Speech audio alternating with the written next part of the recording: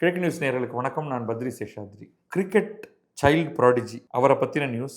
Cricketer Vaibhav Suryavanshi marked absent for not appearing in class 10 exam.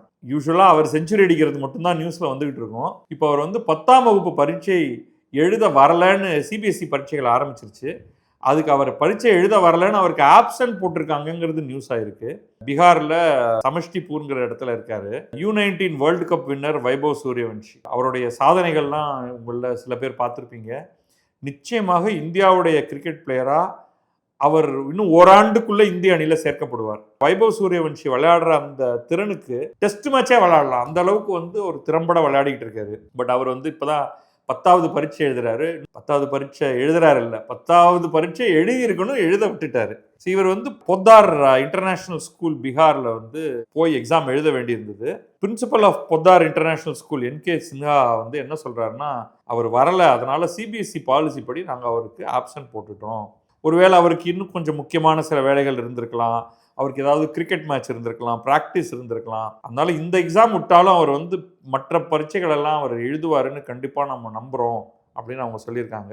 இவர் தான் இங்கிலாந்துக்கு எழுத்தாப்புல நடந்த U19 வேர்ல்டு கப் ஃபைனலில் player of the match, man of the match. இவர் அந்த இறுதி ஆட்டத்தில் அவர் 80 பந்துகளில் 175 ரன், அதில் 15 4 15 6 அடித்து கலக்கியிருக்காரு.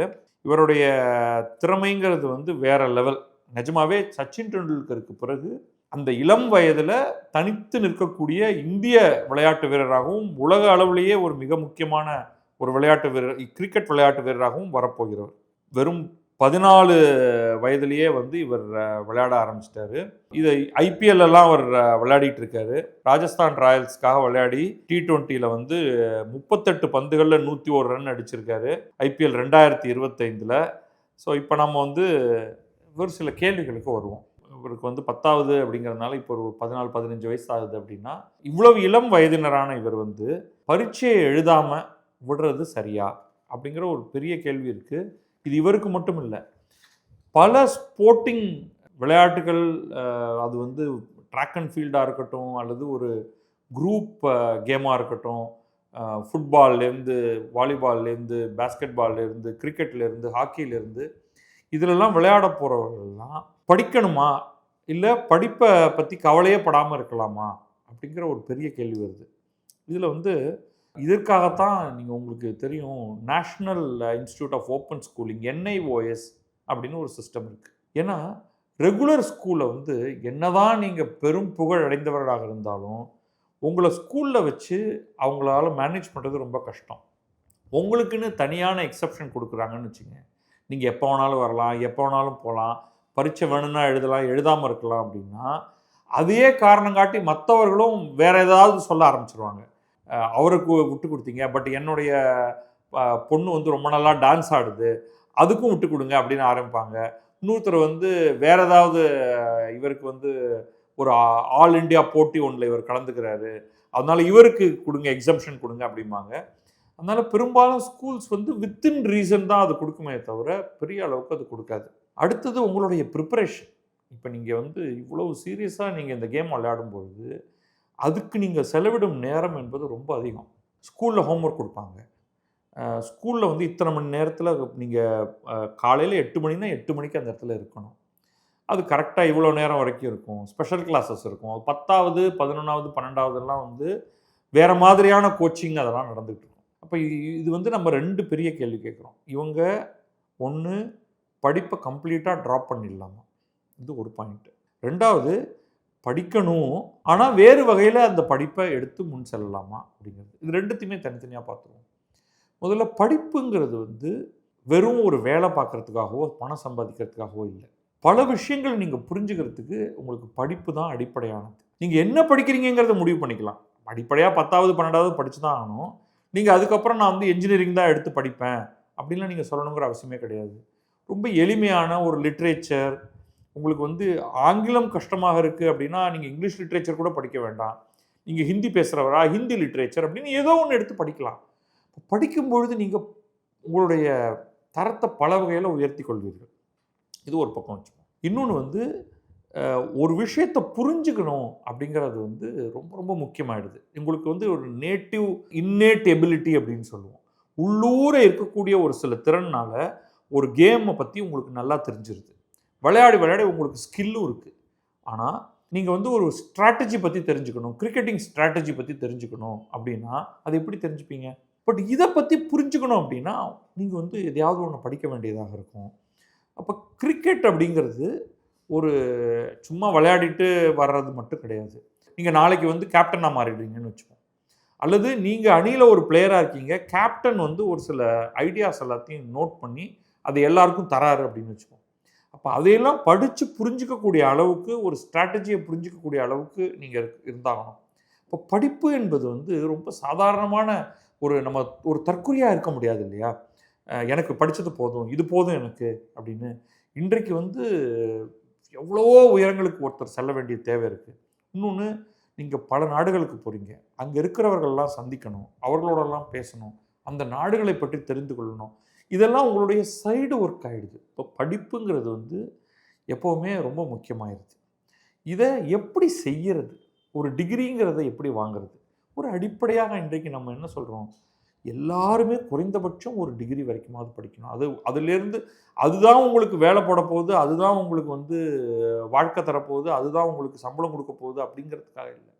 ஒரு ஒரு அடிப்படையான ஒரு பேசிக் குவாலிஃபிகேஷன் அப்படின்னு சொல்லும்பொழுது அப்போ அது எப்படி பண்ணுவது அப்படின்னா இன்றைக்கு நிறைய வாய்ப்புகள் இருக்குது. வைபவ் வந்து இதை ஆரம்பிக்கும் பொழுது அவர் ஒரு பள்ளிக்கூடத்தில் படிச்சுட்டு இருக்கிறவர். ஆனால் அவர் அதிலிருந்து விலகி வந்து அவருடைய ரொட்டீன் மாறக்கூடிய காரணத்தினால அவருக்கு இன்றைக்கு ஏற்கனவே அவர் ஐபிஎல் விளையாட ஆரம்பித்து விட்ட காரணத்தினால அவருக்கு கேஷ் ஃப்ளோ அப்படிங்கிறது வர ஆரம்பிச்சிருச்சு, பணம் வந்துருச்சு.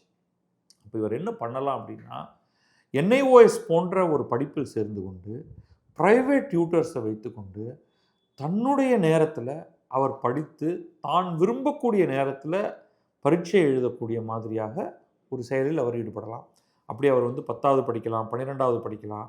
அங்கிருந்து அவர் வந்து அதே மாதிரியான ஓப்பன் யூனிவர்சிட்டி சிஸ்டத்தில் சேர்ந்து ஒரு டிகிரி எடுத்து படிக்கலாம். அதற்கு உதவுவதற்கு சந்தோஷமாக பணத்தை பெற்றுக்கொண்டு உங்களுக்கு உதவுவதற்கு ஆட்கள் இருப்பார்கள். படித்தவர்கள் நம்ம வந்து ஒரு சில பேரெல்லாம் சொல்லுவோம். ஆனாலும் அந்த பேர்களில் வச்சுக்கிட்டு அவங்க என்ன பண்ணுறாங்க அப்படின்னு பார்த்தா ஏதோ ஒரு கட்டத்தில் நீங்கள் ரிட்டையர் ஆவீங்க. கிரிக்கெட் எடுத்துக்கோங்க. இப்போ உதாரணத்துக்கு 35 வயதுக்கு மேலே ரொம்ப காலம் விளையாட முடியாது. அதுவும் நீங்கள் வந்து டாப் ஆஃப் யுவர் கேமில் இருந்தால் தான் நீங்கள் 35 வயது வரைக்குமே போக முடியும். இன்றைக்கி நீங்கள் வர 14-15 வயதுக்குள்ளே நீங்கள் கிரிக்கெட்டுக்குள்ளே நுழையிறீங்கன்னா மோஸ்ட்லி உங்களுக்கு 30 வயசோட உங்கள் கெரியர் முடிஞ்சு போய்டும், இன்டர்நேஷ்னல் கெரியர். அதுக்கு பிறகு என்ன பண்ண போகிறீங்க? பணம் கூட வந்திருக்கும் உங்களுக்கு. பட் அந்த வயசில் நீங்கள் புதுசாக உட்காந்து படிக்கிறது அப்படிங்கிறதுலாம் கஷ்டம். அப்போ நீங்கள் வந்து ஒரு தொழில் தொடங்கணும் அப்படின்னாலுமே அந்த தொழிலை எப்படி திறம்பட செய்வது, அல்லது நீங்கள் முதலீடு தான் செய்ய போகிறீங்க அப்படின்னாலும் உங்களை பிறர் ஏமாற்றாமல் பார்த்து கொள்ள வேண்டும். அப்போ படிப்புங்கிறது இது எல்லாத்தையும் உள்ளடக்கியது. ஒரு மனிதரை எவ்வாறு கையாள்வது, ஒரு ஆஃபீஸ் போட்டிருக்கீங்க, ஒரு 5-6 பேர் அதில் வேலை செய்கிறாங்க, அல்லது 25-30 பேர் வேலை செய்கிறாங்கன்னா அவர்களோடு எப்படி நடந்து கொள்வது, அவங்க கொடுக்குற ரிப்போர்ட்டை எப்படி புரிந்து கொள்வது. இன்றைக்கி இல்லை, நீங்கள் கிரிக்கெட் விளையாட்டு கேரியர் முடிந்ததற்கு பிறகு ஒரு நிறுவனத்தை நடத்தும் பொழுது, அல்லது நீங்கள் ஒரு கிரிக்கெட் அமைப்பில் நீங்கள் ஒரு அஃபீஷியலாக ஆகும் பொழுது நீங்கள் தற்குறியாக இருக்க முடியாது அல்லவா? ஸோ இது எல்லாத்தையும் மனசில் வச்சுக்கிட்டு வைபவோ அல்லது வேறு யாருமோ கூட இருக்கட்டும், படிப்பின் அவசியத்தையும் கல்லூரிக்கு போய் குறைந்தபட்ச தகுதியை பெறுவது அப்படிங்கிறதையும் நீங்கள் கவனிக்கணும். அது பள்ளிக்கூடத்தில் சேர்ந்து தான் படிக்க வேண்டும் அப்படிங்கிற அவசியம் கிடையாது. இப்போ நம்ம வைபவ் சூரியவன்ஷியை எடுத்துக்கிட்டோம்னா அவருக்கு கைக்கு மேலே காசு இப்போவே வர ஆரம்பிச்சிருச்சு. ஆஸ் ஆன் டேட் அவர் வந்து ஐபிஎல்ல விளையாட ஆரம்பித்து அவருக்கு வந்து கோடிகளில் அவர் சம்பாதிக்க ஆரம்பிச்சிட்டார். அடுத்த 3-4 வருடங்களில் அவர் சரியான விதத்தில் அவர் செயல்பட்டார்னா, அவருடைய திறமையில் எந்த குறையும் ஏற்படலைன்னா அவர் ஈஸியாக வந்து 100 கோடி ரூபாய் அவர் சம்பாதிச்சிட முடியும். ஒரு எண்ணிக்கைக்காக சொல்கிறேன். அடுத்த 10 ஆண்டுகளில் அவர் இன்னும் எவ்வளோ சம்பாதிப்பாருன்னே சொல்ல முடியாத அளவுக்கு அவர் சம்பாதிச்சிட முடியும். அவர் ஈஸியாக அவருடைய நெட்வொர்த் வந்து அடுத்த 5லிருந்து 10 ஆண்டுகளில் 100 கோடியிலிருந்து 500 கோடி வரை ஆக முடியும். ஆனால் அதுக்கு பிறகு படிப்பதுக்கு என்று கேட்பவர்கள் தவறு செய்கிறார்கள். பல துறைகள்லையுமே பெரும் வித்தகர்களை வந்து இந்த மாதிரி பாருங்கள், இவர் படிச்சுட்டாரு, இவர் படித்தா இதெல்லாம் பண்ணார், இவர் படிக்காமல் தான் பண்ணார் என்று சொல்வதெல்லாம் பழங்காலம். இது ஒரு குறிப்பிட்ட காலகட்டத்தில் படிப்புடைய பலன் என்ன என்பது தெரியாமல் இருந்தது. இப்போ படித்து வந்தவர்களெல்லாம் ஒரு சாதாரண கிளர்க் வேலை தான் பார்த்துட்டு இருந்தாங்க. அவர்களால் பெருமளவு பணத்தை சம்பாதிக்க முடியவில்லை. ஆனால் அது கொஞ்சம் கொஞ்சமாக இன்றைக்கு மாறிவிட்டது. இன்றைக்கு படிக்காமல் மிகப்பெரிய செயல்களை எல்லாம் செய்வது கடினம் அப்படிங்கிறது தான் உண்மை. நீங்கள் உங்களுடைய தேர்ந்த ஒரு ஏரியாவில் நான் முன்ன சொன்ன மாதிரி ஒரு இன்னேட் எபிலிட்டி, நீங்கள் ஒரு பெரிய மியூசிஷியனாக நீங்கள் பாடல்களை கம்போஸ் பண்ண முடியும். ஆனால் நீங்கள் கோடியில் ஒருவராக இருப்பீர்கள். அந்த ஒருவரை உதாரணம் காட்டி, இந்த ஒரு வைபவ் சூரியவன்ஷியை உதாரணம் காட்டி, நீங்கள் யாரும் படிக்க வேண்டாம், கிரிக்கெட்டில் போய் ஈடுபடுங்க அப்படின்னு சொல்வது மிகப்பெரிய தவறானது. இதுலேயே நான் வைபவுக்கு ஒன்றும் நடக்கக்கூடாது.